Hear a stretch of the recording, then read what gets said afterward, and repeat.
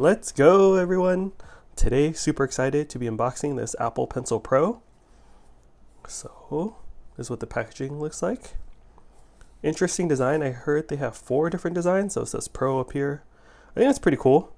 Make the box artwork different. Alright, here's the back. So it's for my iPad Pro with M4 that I unboxed in a previous video.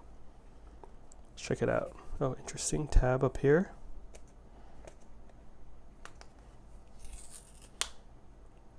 That's a nice pull tab.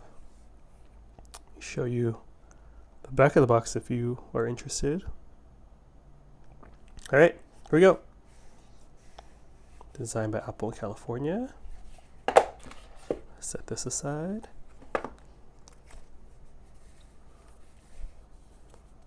Documents. No Apple Pro or Apple Pencil stickers. Apple stopped giving stickers. Okay, cool. Let's check it out. It's wrapped. Oh, okay. Oops. Oh, messed that up. All good.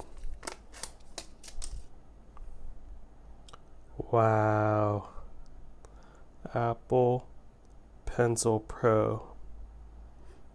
Excited to use this with my MacBook Air. No, MacBook Pro with the M4.